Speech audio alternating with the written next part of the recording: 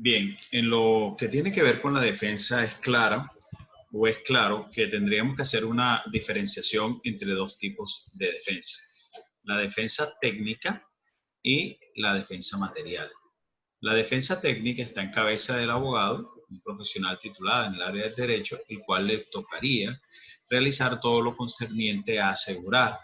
dentro del proceso el respeto de los derechos y las garantías fundamentales del procesado y al mismo tiempo ejercer el contradictorio frente a las pretensiones de condena que tiene la Fiscalía. Contradictorio que ejerce durante todas las etapas del proceso penal, es decir, en la etapa de indagación, en la etapa de investigación y evidentemente en la etapa de juicio, donde tiene la posibilidad de participar en el debate probatorio, no solamente presentando pruebas dentro del proceso, sea pruebas testimoniales, documentales o periciales, sino que igualmente dentro de esa actuación procesal tiene la oportunidad de realizar los ejercicios de contrainterrogatorio dentro de lo que se conoce como las técnicas de interrogatorio cruzado. Entonces, para tratar de ser un poco más explícitos, tendríamos que decir entonces que vamos a abrir la pizarra para que sea más fácil entender lo que se está diciendo.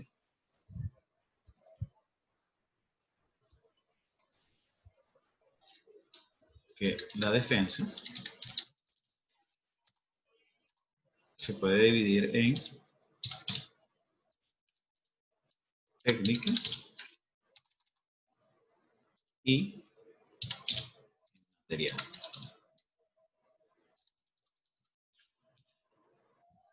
La defensa técnica es ejercida por el abogado, el cual puede ser un defensor público adscrito a la Defensoría del Pueblo, el cual curiosamente es la excepción, porque la regla general es que las personas cuenten con un defensor de confianza. Y en esta medida, cuando se habla de defensor de confianza, claramente estamos haciendo alusión a el abogado que las partes de manera directa contraten,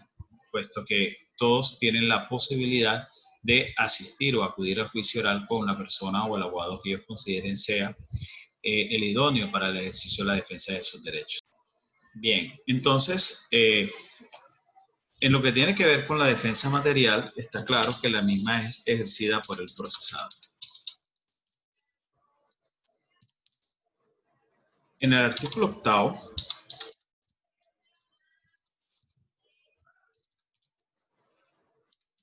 del Código de Procedimiento Penal se habla del derecho de defensa.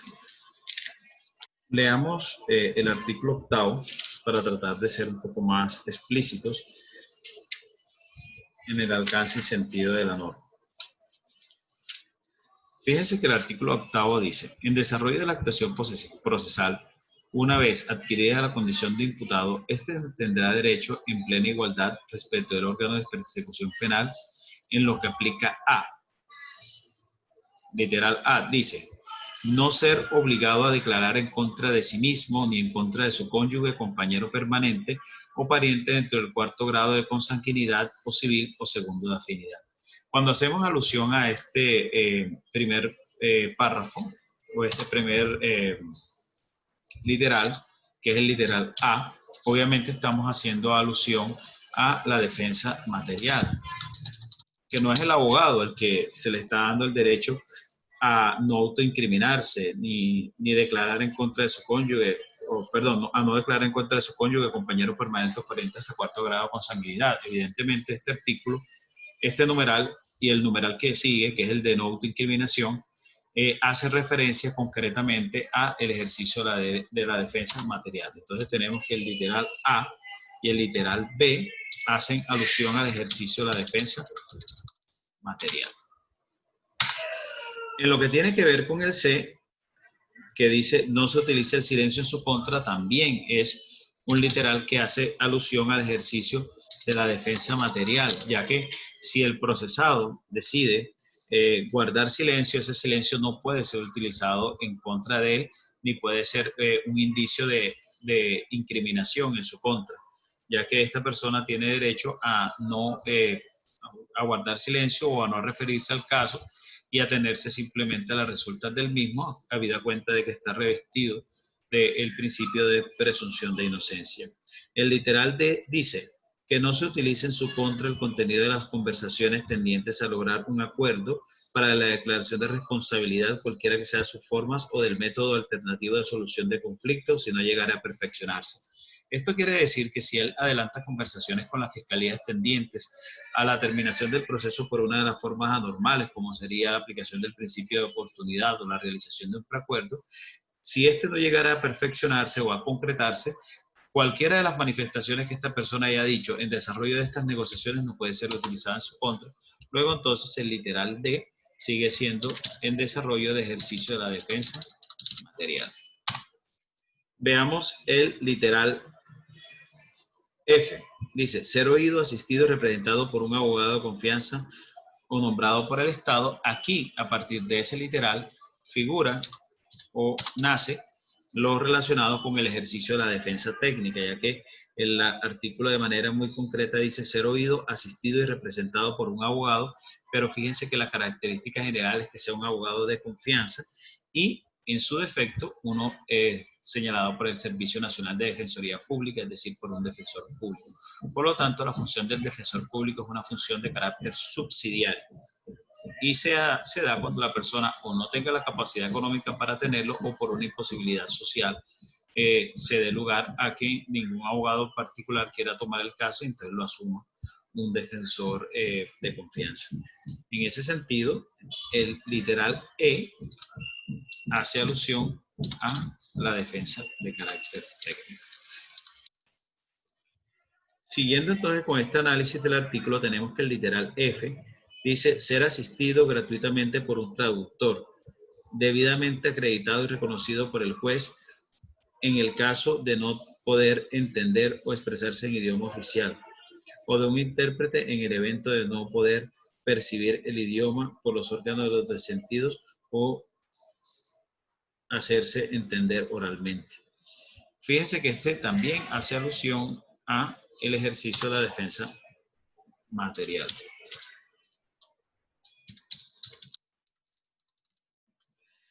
El G dice lo siguiente: tener comunicación privada con su defensor antes de comparecer ante las autoridades. Obviamente está haciendo alusión al ejercicio de la defensa técnica y entonces estamos frente a el literal G, que es referente a la defensa técnica. Lo referente al H dice, conocer los cargos que le sean imputados expresados en términos que sean comprensibles con indicación expresa de las circunstancias de modo, tiempo y lugar que los fundamenta. Aquí claramente están haciendo también alusión al ejercicio de la defensa material, ya que el procesado al momento de la imputación y posteriormente al momento de la acusación tiene derecho a conocer todos los cargos y efectivamente debe darse una precisión en cuanto al tiempo, modo y lugar en que ocurrieron los hechos. Desde este punto de vista, ese literal H, perdón, hace ejercicio a la defensa material.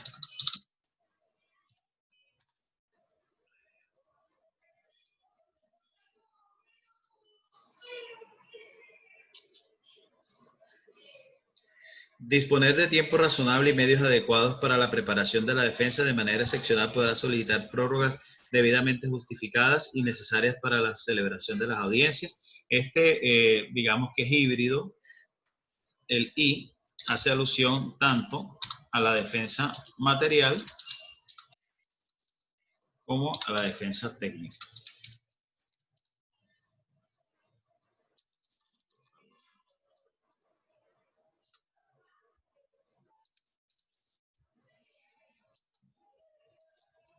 Bien. El J, solicitar y conocer y controvertir la prueba, también es híbrido, hace alusión a la defensa material y técnica.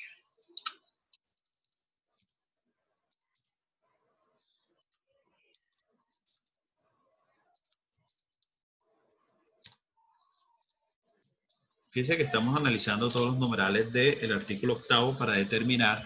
a qué tipo de defensa hace alusión cada uno de ellos. El K, a tener un juicio oral contradictorio, concentrado, imparcial, con inmediación de las pruebas y sin dilaciones injustificadas, en el que pueda, si así lo desea, por sí mismo o por conducto de su defensor. Fíjense que este artículo, en este numeral K, queda mucha más clara esa diferenciación. Fíjense que él puede de manera directa, incluso sin utilizar su defensor, puede de manera directa entrar a realizar la controversia probatoria y interrogar, si así lo desea, a los testigos de cargo para o realizar actos tendientes a solicitarle al juez la comparecencia de los mismos. Entonces, fíjense que aquí, en este artículo, queda clara la diferenciación existente entre la defensa material y la defensa técnica. Entonces, ese literal K también tiene la naturaleza mixta de ser defensa o ser desarrollo de lo que es la defensa material y la defensa técnica. Siguiendo entonces con este análisis, tenemos que el I, que dice renunciar a los derechos contemplados en el literal B y K, es decir, esta persona puede renunciar a los derechos de no autoincriminarse e igualmente el derecho a tener un juicio a través de la figura de aceptación de cargos, que ya posteriormente veremos en cuáles etapas procesales se puede dar esa aceptación de cargos, pero siempre que lo haga debe estar asesorado debidamente por su defensor. Siempre requerirá la asesoría de su defensor. Entonces, en este sentido, ese literal I también hace alusión a el ejercicio de la defensa material y el ejercicio de la defensa técnica. Entonces, la principal conclusión que podemos sacar de este artículo octavo es que desarrolla todo lo que es las facultades que tiene la defensa, pero en ejercicio de dos actividades concretas, que sería o dos formas concretas, que sería la defensa técnica o la defensa material. Hay un punto importante que tendríamos que decir, y es que las principales funciones que tiene la defensa, de acuerdo a la interpretación que se puede hacer de las normas del Código de Procedimiento Penal, es que la defensa es una actividad procesal que se encuentra caracterizada por una doble finalidad. Primero, hacer efectivo los derechos y garantías procesales. Entonces podremos decir que los atributos o las funciones, más bien, funciones de la defensa van encaminadas primero a hacer efectivo los derechos y garantías que le asisten al procesado. Y en segundo lugar,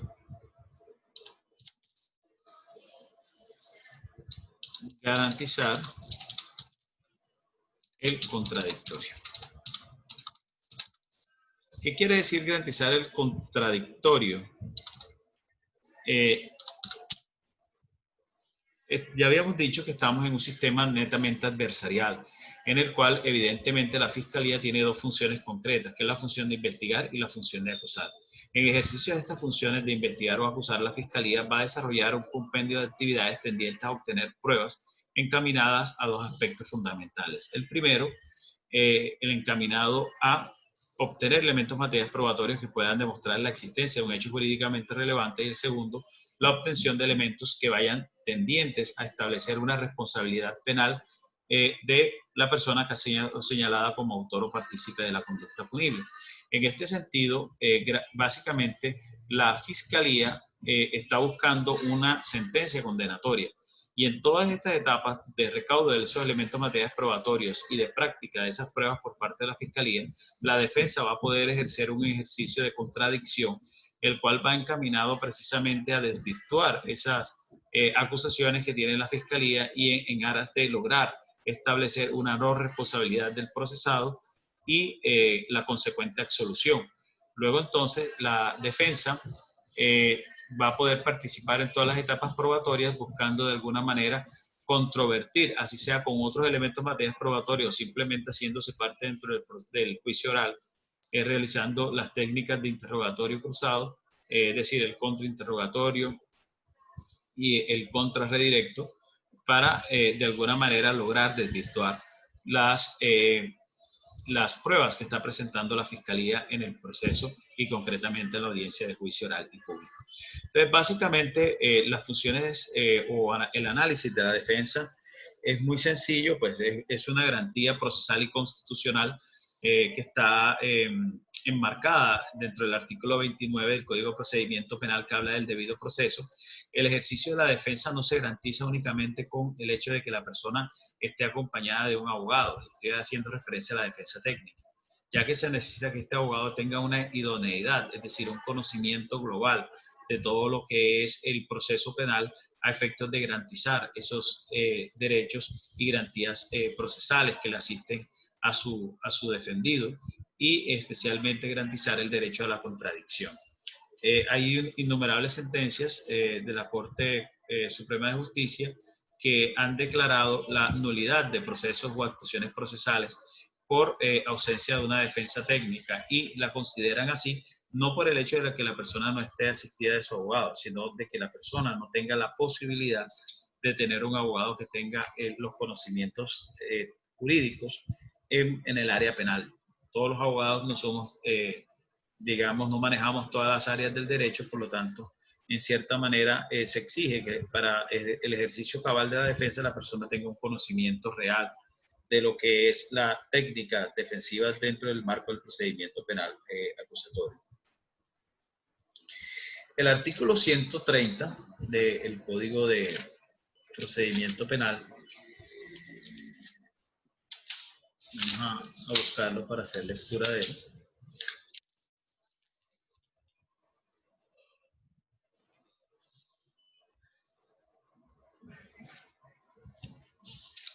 Está dentro del capítulo que habla del imputado y habla de unas atribuciones y establece lo siguiente. Además de los derechos reconocidos en los tratados internacionales de derechos humanos ratificados por Colombia y que forman parte del bloque de constitucionalidad de la Constitución Política y de la ley, en especial los previstos en el artículo 8 de este código, el imputado o procesado, según el caso, dispondrá de las mismas atribuciones asignadas a la defensa que resultan compatibles con su condición. En todo caso, de mediar conflicto entre las peticiones o actuaciones de la defensa con el imputado, el procesado prevalecerá las de aquella. Aquí básicamente lo que se está señalando es que en ejercicio de las dos formas de defensa que habíamos visto en la pizarra anterior, la técnica y la material, en caso de existir algún tipo de choque o contradicción entre la defensa técnica y la defensa material, se parte de la idea de que prevalece el ejercicio de la defensa técnica, habida cuenta de que se considera que es la más preparada para el ejercicio de un derecho real y de la defensa de estas garantías y derechos del procesado. Igualmente, es importante señalar que dentro del Código de Procedimiento Penal, en el capítulo segundo, que habla de que está desarrollado en el artículo 118, hace alusión a la integración y designación de la defensa y dice que la defensa estará a cargo del abogado principal que libremente designe el imputado, y recordemos que aquí prevalece dentro de estos dos abogados que puede tener, o dos tipos de abogados que pueda tener el procesado, el público y el de confianza, prevalecerá siempre el abogado de confianza. Mire lo que dice la norma. La defensa estará a cargo del abogado principal que libremente designe el imputado o en su defecto por el que sea designado por el Sistema Nacional de Defensoría Pública. En cuanto a la oportunidad para la designación del abogado, dice el artículo 119 que la designación del defensor del imputado deberá hacerse desde la captura, si hubiere lugar a ella, o desde la formulación de imputación. En todo caso, deberá contar con este desde la primera audiencia a la que fuere citado. Fíjense que es importante señalar que, aunque las normas del Código de Procedimiento Penal han señalado desde su inicio que el imputado debe contar con su defensor desde el momento de la captura o desde el momento que sea imputado, nada obsta para que cuando una persona se le interponga una querella o una denuncia, es decir, una noticia criminal en su contra, y esa persona se entere de la existencia de un proceso abierto, aunque no haya sido imputado, pueda nombrar su defensor para que de alguna manera garantice sus derechos en la etapa de indagación. Igualmente, es importante señalar que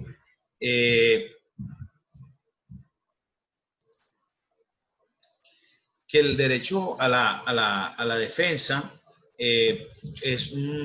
o se ejerce dentro del proceso con unos deberes y unas atribuciones especiales que están contempladas en el artículo 125, en la cual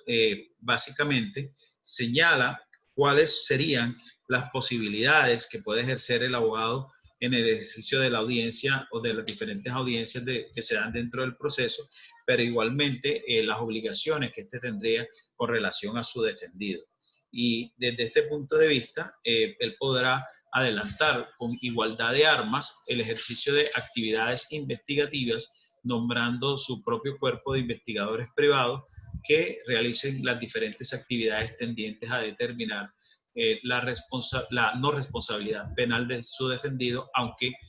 debemos partir de la base de que la defensa no es que deba probar la inocencia. Por regla general, está investida o revestida de lo que se conoce como la presunción de inocencia. Sin embargo, si la defensa de manera activa decide adelantar una actuación investigativa tendiente a afirmar o soportar una determinada afirmación hecha dentro del curso del proceso, claramente que aquí tendrá la oportunidad de realizar o de buscar esos elementos materiales probatorios, evidencia física o información legalmente obtenida que le permita sustentar esa afirmación. Entonces, la defensa puede ser activa y va encaminada seguramente a crear una duda razonable, habida cuenta de que en los preceptos establecidos en el artículo 381, para que se pueda condenar a la persona debe haber por parte del juez un conocimiento que le permita adquirir una certeza más allá de toda duda. Entonces, si se llega a crear una duda razonable, claramente esa duda razonable se deberá resolver a favor del procesado. Bien, entonces, en este mismo capítulo, obviamente se hace una separación entre lo que es el ejercicio de la actividad de defensa técnica por parte de un abogado público o privado y lo que tiene que ver con el imputado en su ejercicio de su derecho a la realización de la defensa. Entonces, yo creo que con estos pequeños tics ha quedado perfectamente claro cuál es el rol constitucional que ejerce la defensa dentro del ejercicio del sistema penal acusatorio, cuáles serían sus funciones, cuáles serían sus facultades y cuál sería su rol o su actuación dentro del proceso penal y dentro de cada una de las audiencias que se va desarrollando. Es importante que tengamos claro y reiteramos que la Fiscalía y la Defensa son las únicas que son consideradas como partes dentro del proceso. Por lo tanto, ninguna de las audiencias de conocimiento se puede realizar sin la presencia de una de estas dos partes, so pena de decretarse una nulidad del proceso por violación de los derechos y garantías procesales, y en especial del derecho de defensa. Entonces, vamos a mirar en el próximo video lo relacionado a los intervinientes y concretamente hablaremos del apoderado de víctimas y del representante del Ministerio Público. Entonces, de este modo agradezco a todos ustedes su atención y quedamos pendientes para visualizar el próximo video que se les va a poner de presente. Muchas gracias.